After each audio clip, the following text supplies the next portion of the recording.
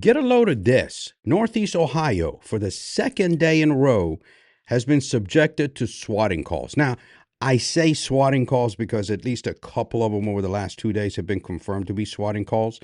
But the reality is, we have an abundance of fake bomb threats that are being called into different schools all over the country. Now, I covered in one of the previous videos where a Romanian guy was indicted because they were doing swatting with government officials, and that person's not even here. Okay.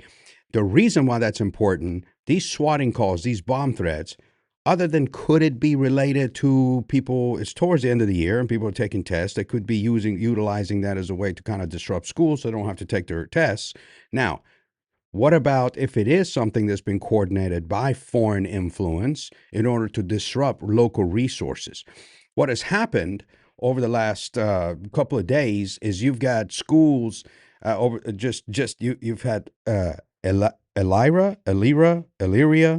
Look, if you're from Ohio, you can correct me with the pronunciation in the comments. But an Eli Elementary School where had received bomb threats. Obviously, they evacuated.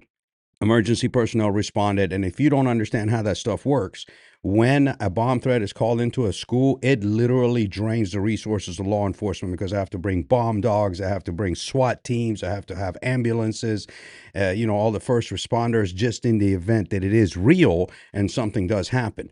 Now, the school district was placed on a lockout status along with some of the school districts around there just to make sure that nothing was going to happen because they can't tell if it's real or not. There could be a false one called into one while another one becomes targeted. Now, day before, there were multiple districts also receiving threats in Alliance, Amherst, Cleveland Metro, Lorain, and Shaker Heights. Of course, out of all of those, they're able to confirm that 2 of them were actually swatting calls. But when it comes to law enforcement and emergency responders, they're not going to guess. They have to respond. Now, if you're a parent and you hear your kids joking about stuff like that and they think it's cool, you need to have a stern talking with them. The reason why I say that, it's when they think it's cool and when they do stupid things like this. Not even counting the criminal aspect that they have to deal with because the feds, the law enforcement is able to trace those calls. I mean, these kids think that they're going to sign on with a VPN, that they're not going to be captured. Trust me, they are able to do that because that type of threat it involves a lot of in-depth behind the scenes investigation. So they'll end up getting caught. But the other issue is if they are easily manipulated to make a call like that, what if they get recruited to be a part of a terror group? What about that?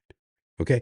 That's why it's imperative for parents to keep track of the communication of their children when they're online, just to see who they're talking to. What are they talking about? What's being normalized? Okay. Because I spent a lot of time teaching about radicalization because I grew up in the Middle East. I went through it firsthand. The same thing happens online because radicalization and becoming recruited to do somebody else's dirty work can happen online. Back when I grew up, we had Polaroid cameras. I mean, the ones that you go and then came out and you had to go just to get it to develop. Now you can pick up a phone and you're on Snapchat talking to somebody in Romania. Okay, it's that quick. So pay attention to what your kids are doing. Make sure you like, share, follow, comment, whatever the other things are you got to do, and make sure you be safe out there. And if you see something, say something, call somebody. Make sure we keep everybody safe.